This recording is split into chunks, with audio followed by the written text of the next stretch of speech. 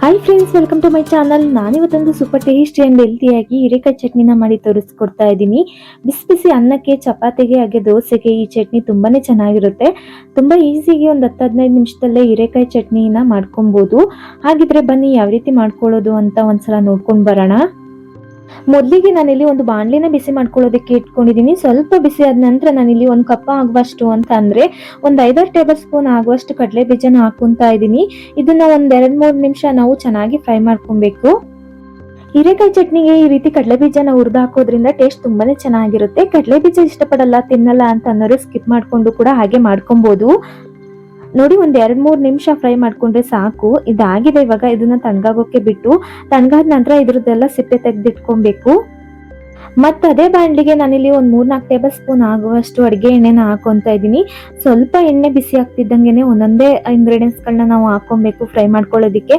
ಮೊದಲಿಗೆ ನಾನಿಲ್ಲಿ ಒಂದ್ 6-7 ಹಸಿಮೆಣಸಿಕಾಯಿನ ಹಾಕೊಂತ ಇದ್ದೀನಿ.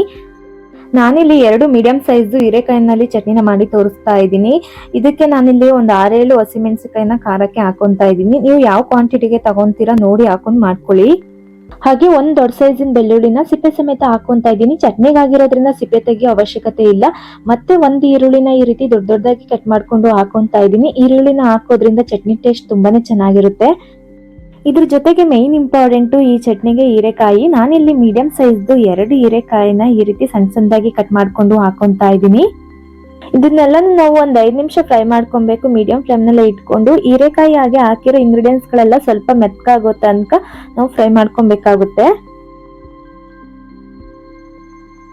ಈ ರೀತಿ ಫ್ರೈ ಮಾಡ್ಕೊಬೇಕಿದ್ರೆ ನಾನಿಲ್ಲಿ ಒಂದ್ 1/4 ಟೀ ಸ್ಪೂನ್ ಆಗುವಷ್ಟು ಉಪ್ಪನ್ನ ಸೇರಿಸ್ಕೊಂತ ಇದ್ದೀನಿ. ಉಪ್ಪನ್ನ ಹಾಕೋದ್ರಿಂದ ಬೇಗನೆ ಫ್ರೈ ಮಾಡ್ಕೊಬಹುದು. ಹಾಗೆ ಹೀರೆಕಾಯಿ ಎಲ್ಲ ಬೇಗನೆ ಸಾಫ್ಟ್ ಆಗುತ್ತೆ. ಈ ರೀತಿ ಕೈ ಬಿಡ್ದೇನೆ ಫ್ರೈ ಮಾಡ್ಕೊಂತಾ ಇರ್ಬೇಕು. ಇಲ್ಲ ಅಂತಂದ್ರೆ ತಳದಲ್ಲಿರೋ ಹೀರೆಕಾಯಿ ಎಲ್ಲ ಸಿದೋಗ್ಬಿಡುತ್ತೆ. ಅದಕ್ಕೋಸ್ಕರನೇ ಕೈ ಬಿಡ್ದೇನೆ ಫ್ರೈ ಆಗೋ ತನಕನು ಇದೇ ರೀತಿ ನಾವು ಫ್ರೈ ಮಾಡ್ಕೊಂತಾ ಹೋಗ್ಬೇಕು. ಒಂದ್ 5 ನಿಮಿಷ ಹೀರೆಕಾಯಿ ಎಲ್ಲ ಮೆತ್ಕೋಗೋ ತನಕ.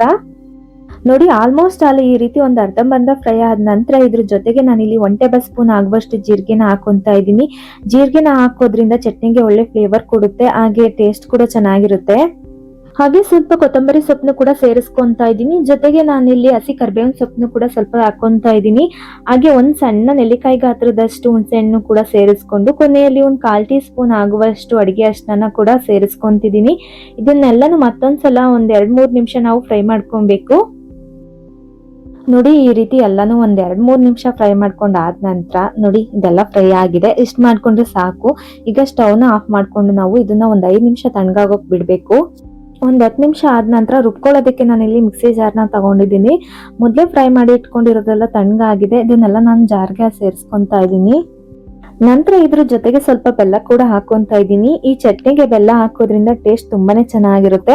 ಹಾಗೆ ಮೊದಲೇ ಹುರಿದು ಸಿಪ್ಪೆ ತೆಗೆದಿಟ್ಕೊಂಡಿರೋ ಕಡಲೆ ಬೀಜ ಏನಿದೆ ಇದನ್ನು ಕೂಡ ಹಾಕೊಂತ ಇದ್ದೀನಿ.